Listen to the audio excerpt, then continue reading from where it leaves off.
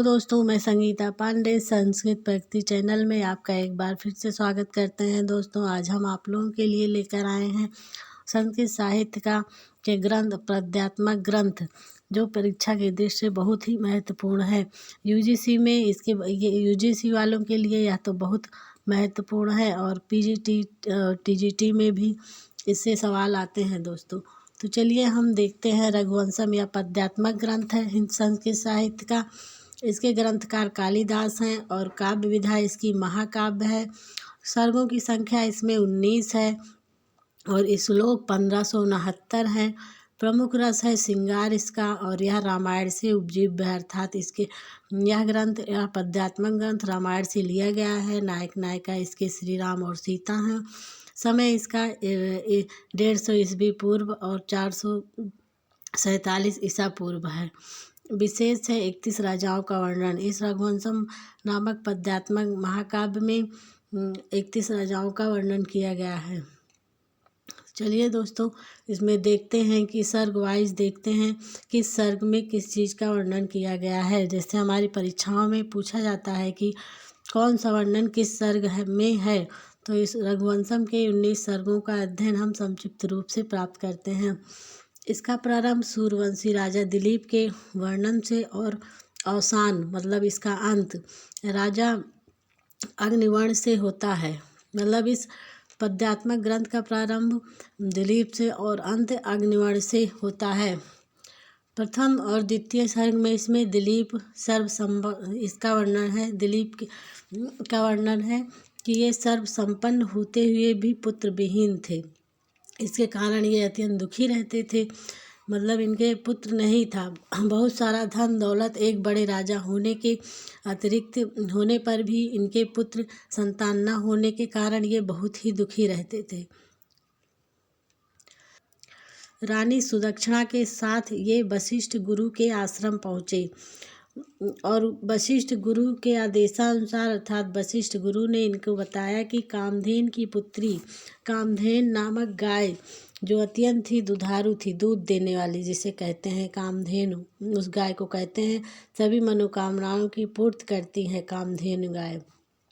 उसकी पुत्री नंदिनी की सेवा का व्रत लेते हैं। मतलब वशिष्ठ मुनि कहते हैं कि तुम कामधेनु नामक गाय की पुत्री नंदिनी की सेवा करो, तब तुम्हें पुत्र की प्राप्त होगी। तो कुछ दिन व्यतीत होने पर गौ राजा की सेवा शुश्रूषा की परीक्षा लेने हेतु अर्थात गाय राजा की परीक्षा लेना चाहती थी कि ये हमारी सेवा दिल से कर रहे हैं, आत्मा से कर रहे हैं कि बाहरी सेवा है, पुत्र प्राप्त के लिए ही कर रहे हैं। तो वह गाय सोची कि चलो उनकी परीक्षा लेते हैं। तो वह गाय चलते चलते हिमालय पर्वत की गुफाओं में प्रवेश कर गई, और वहाँ पर सिंह द्वारा आक्रमण करने पर राजा दिलीप वहाँ पहुँचते हैं, और गाय को छुड़ाने के लिए वे आत्मदाह का मतलब अपने शरीर को ही समर्पित कर देते हैं सिंह के आगे, कि वह गाय को छोड़ दे और राजा को ले ले, मतलब उसका आत्मा हमारे ऊपर कर दो, लेकिन इस गाय को छोड़ दो। इस भाव को देखकर नंदिनी अत्यंत प्रसन्न होती है और राजा दिलीप को पुत्र प्राप्त का वरदान देती है। तो प्रथम और द्वितीय सर्ग में इसका वर्णन था। राजा को पुत्र की प्राप्त का आशीर्वाद मिल जाता है। वशिष्ठ मुनि के कहने पर वो नंदिनी गाय की सेवा करते हैं। इन सब का वर्णन प्रथम सर्ग में हुआ और प्रथम और द्वितीय सर्ग में हुआ। चलिए हम तृतीय सर्ग में देखते हैं रघु की उत्पत्ति, अर्थात राजा दिलीप के एक पुत्र प्राप्त होती है, जिसका नाम वो रघु रखते हैं। इसलिए इसमें कहा गया है रघु की उत्पत्ति। रघु का जन्म होता है। यौ राज्य तथा अश्वमेघ में उनके द्वारा प्रदर्शित प्रकर्म का वर्णन हुआ। रघु ने मतलब अपना प्रकर्म दिखाया। यज्ञ समाप्त होते ही राजा दिलीप जब उनके पुत्र रत्न की प्राप्त हुई, तो उन्होंने जब वो बड़ा हो गया तब उन्होंने यज्ञ का आयोजन किया, जिसमें उसने अपना पराक्रम दिखाया। बहुत ही तेज और रघु भी बहुत ही प्रकर्मी था। यह देखकर फिर राजा ने यज्ञ समाप्त होते ही राजा दिलीप अपने पुत्र रघु को संपूर्ण राज अपना सौंप देते हैं और अपनी पत्नी सुदक्षिणा के साथ वन को चले जाते हैं। प्राचीन काल में प्रायः दोस्तों यह विधा होती थी कि जब पुत्र रत्न जिनके होते थे वे अपना कार्यभार उसके बड़े होने पर उसे सौंप कर खुद वनवास को या किसी तीर्थ स्थल पर चले जाते थे और अपने इच्छा से जब वो उनको आना होता था तो आते थे। उसी प्रकार राजा दिलीप भी अपना राजभार सारा अपने पुत्र को देकर और पत्नी के सहित वन चले जाते हैं। पंचम सर्ग में है रघु की दानशीलता का चित्रण हुआ है। दिलीप का पुत्र जो रघु था वह बहुत ही दानशील था, दानवीर था और उसका राज्य उसके इस असीम दानवृत्ति के कारण खाली हो गया। वो इतना दान देता था कि उसका संपूर्ण राज्य ही खाली हो गया। तभी कौत्स नामक ब्रह्मचारी विप्र 14 करोड़ स्वर्ण मुद्राएं मांगने के लिए राजा के पास आता है। तो उस समय तो रघु का संपूर्ण राजकोष खाली था, परंतु कुबेर आक्रमण के भय के कारण कुबेर ने संपूर्ण धनराशि को राजा के राजकोष में उसकी वर्षा कर देते हैं। तो इस कारण रघु का राजकोष फिर से धन धान्य हो जाता है और उसी में से वो कौत्स को धन दे देते हैं। वह पुत्र प्राप्त का आशीर्वाद देकर रघु को चला जाता है। षष्ठम सप्तम और अष्टम सर्ग में अज का जन्म, इंद्रमती का स्वयंवर, अन्य राजाओं को परास्त कर अज का हृदय विदारक विलाप वर्णन है।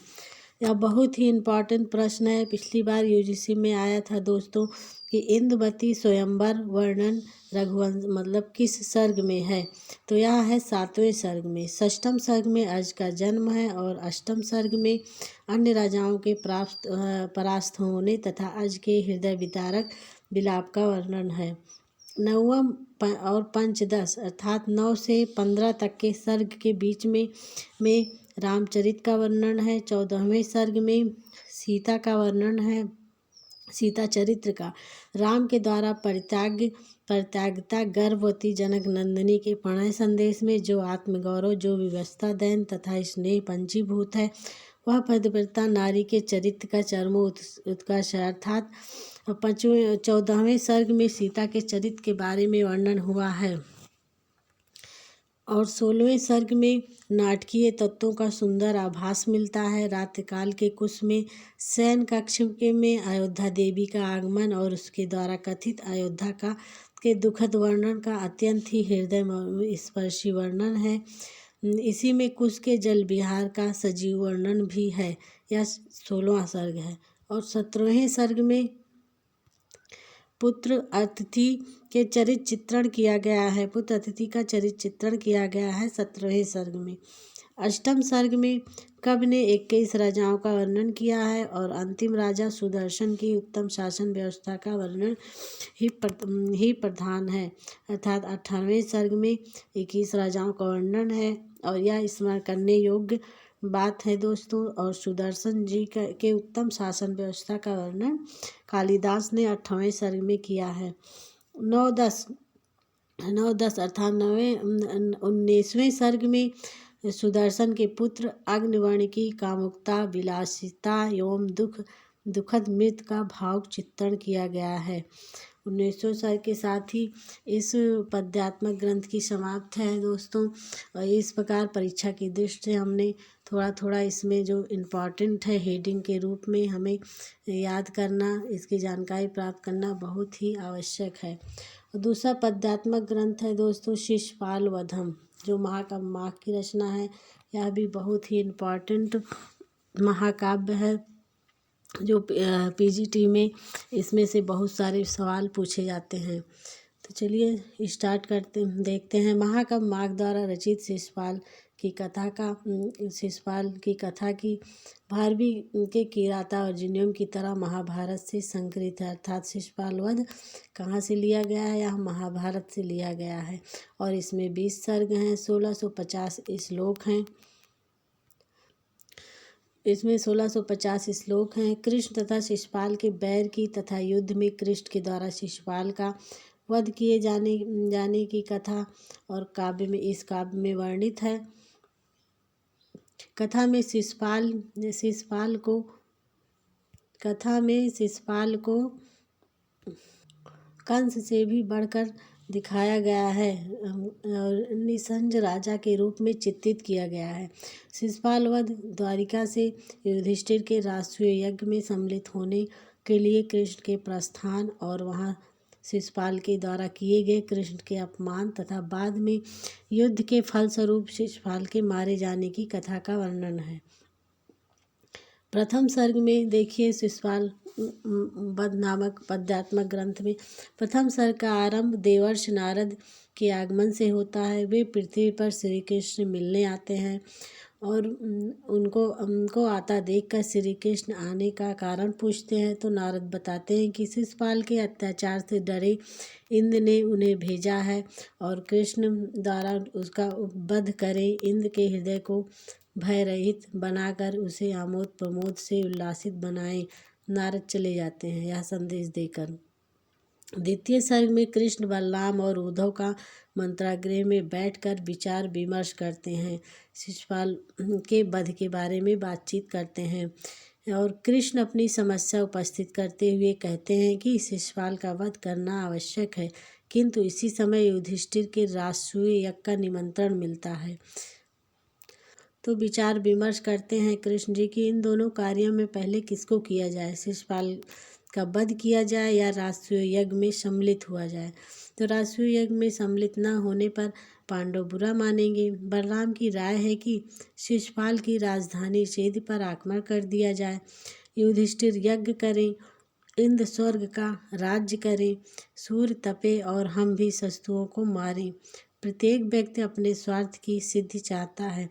उद्धव इस मत के विरुद्ध हैं। वे बलराम की हर दलित का जवाब देते हुए राय देते हैं कि इस समय आक्रमण करना ठीक नहीं होगा और यदि हम जासूसों को नियुक्त कर शस्त्र की शक्ति का पता लगाते रहें और भेद जानते रहें, अतः युधिष्ठिर के राष्ट्रीय यज्ञ में जाने का निश्चय होता है।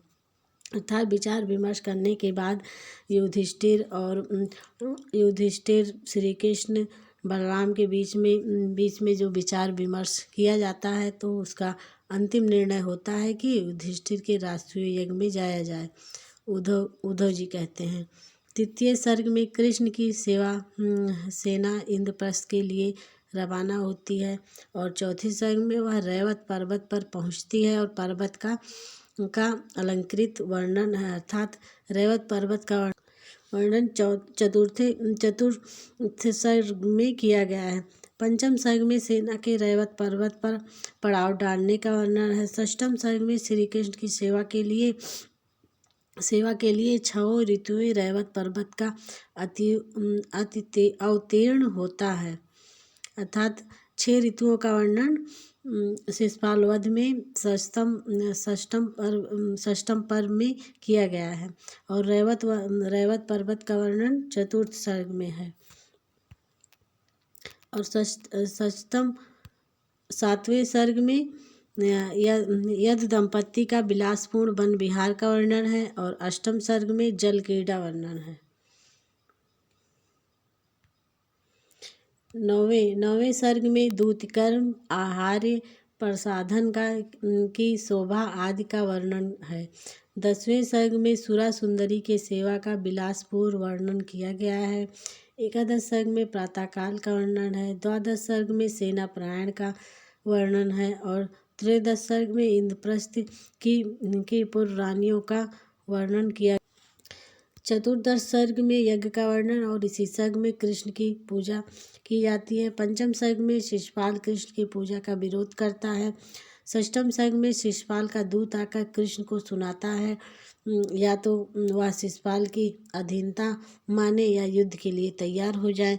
षष्ठम अष्टम सर्ग में सेना की तैयारी और 9, 10 बेशंत सर्ग में युद्ध का वर्णन प्रारंभ हो जाता है, युद्ध शुरू हो जाता है। अंत में श्री कृष्ण अपने सुदर्शन चक्र से उसका सिर काट देते हैं शिशुपाल का, एवं उसका तेज श्री कृष्ण में विलीन होने के साथ साथ काव्य समाप्त हो जाता है। शिशुपाल नामक ग्रंथ यहीं पे समाप्त हो जाता है 20वें सर्ग पर। तो ये तो था दोस्तों आज की वीडियो में, बस यहीं तक। और कल के वीडियो में हम संस्कृत साहित्य के अन्य इम्पॉर्टेंट ग्रंथों को लेकर फिर उपस्थित होंगे। हमारा वीडियो आपको कैसा लगा कमेंट से द्वारा अवश्य बताएं, और इसे लाइक एंड सब्सक्राइब करना मत भूलें दोस्तों। तब तक के लिए नमस्कार।